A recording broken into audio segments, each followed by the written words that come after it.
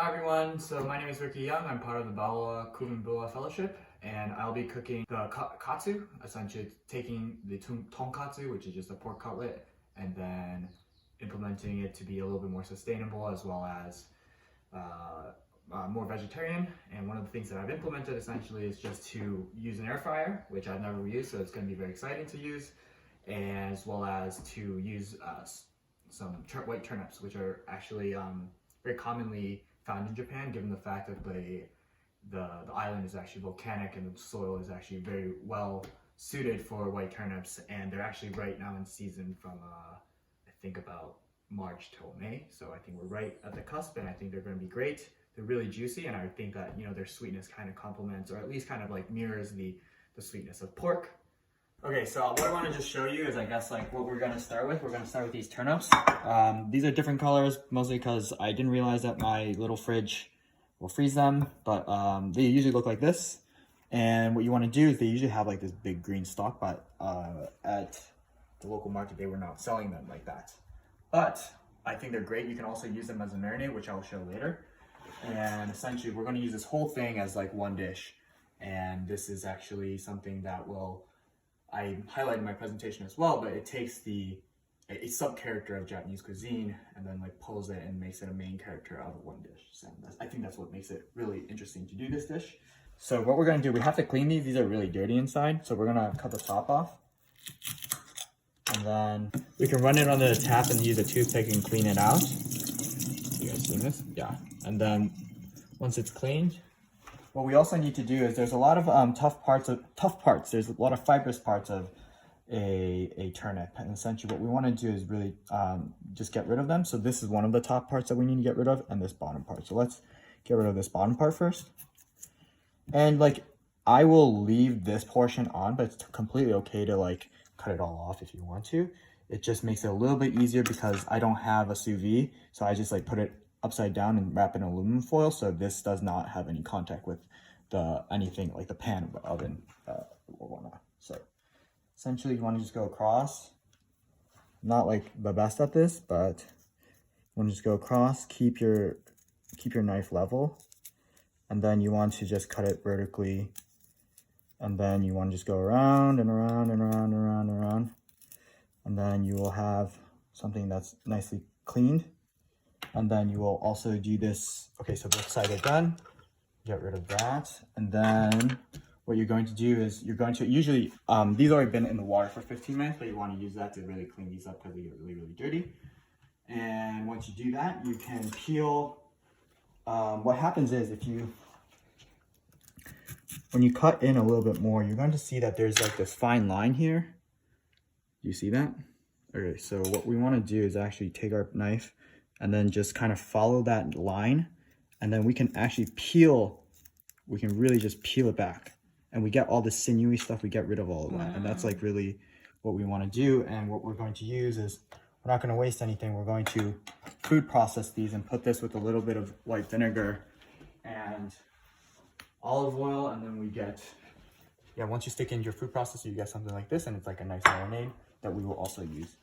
So we want to just go around and just keep peeling back over and over and over, and then we can kind of like make it look nice as well if you really care about these things. But honestly, at home you can even like, I don't know, I think you can totally not do this and it'll still taste really good. And then what you're going to do after is wrap it, salt it, put some salt on it, put some olive oil on it, and then essentially, so you get something like this. You can shape it to look a little bit nicer than this. You can put this in the food processor, put some white vinegar and olive oil in, you get something like this, which we'll use as our base. And then what we're going to do is use olive oil and salt this, and then put this in the oven for 170 degrees Fahrenheit, 40 minutes, or you can sous vide it for like with any temperature between 60 to 80 degrees for about 4 hours, and you'll get like a really nice texture, and it'll be really smooth.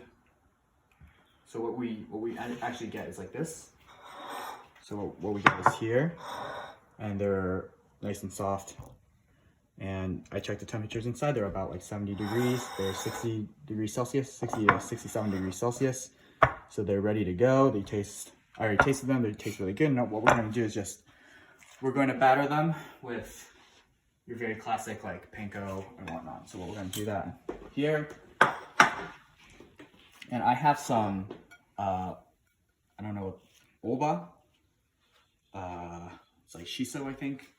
And I'm just going to cover them as well.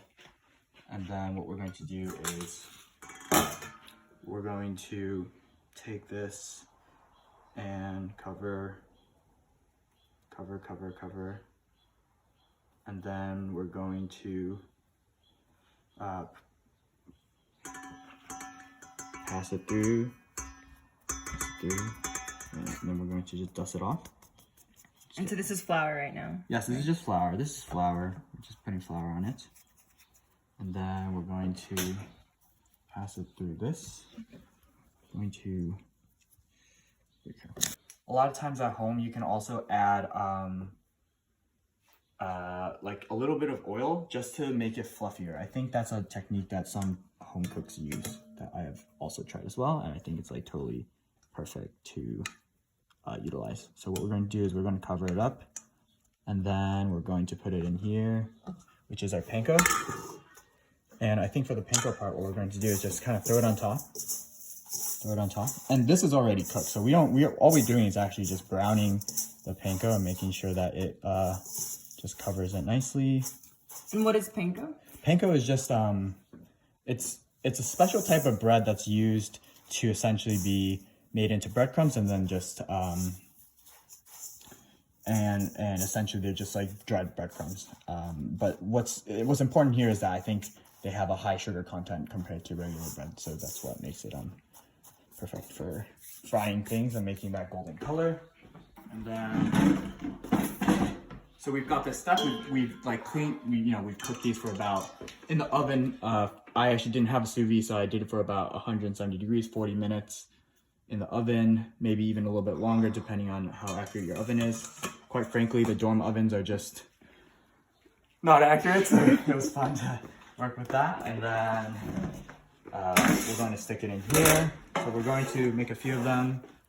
What we're going to do is just stick this, put it around, stick it in here. And what we're going to do is repeat this process for a few of them. And yeah.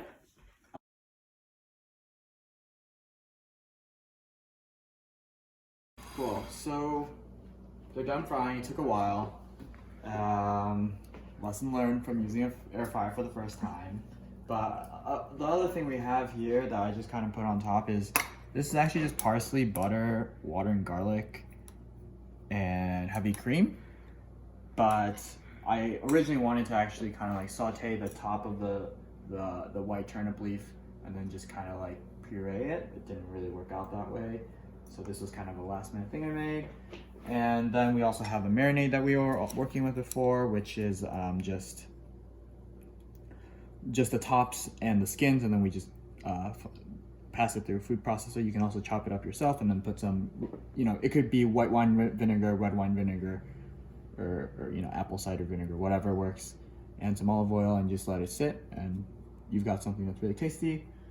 And we're gonna put all of these three together. Essentially, it would have originally been, one ingredient, three different ways kind of idea.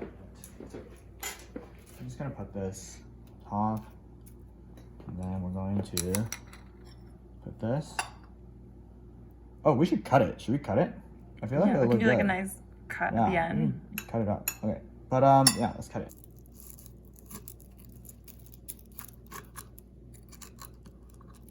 Ooh, look at that steam. Yay! So you have this on the inside.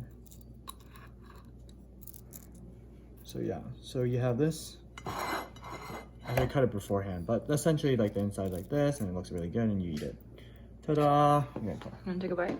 Yeah, I'll take a bite. What if it's not good? What if it's just bad? No! Yeah, look at the way that skin is just, it's really crisp. Yeah, it's good. Looks good. And the fact that the inside's moist is like a nice balance. We shall see.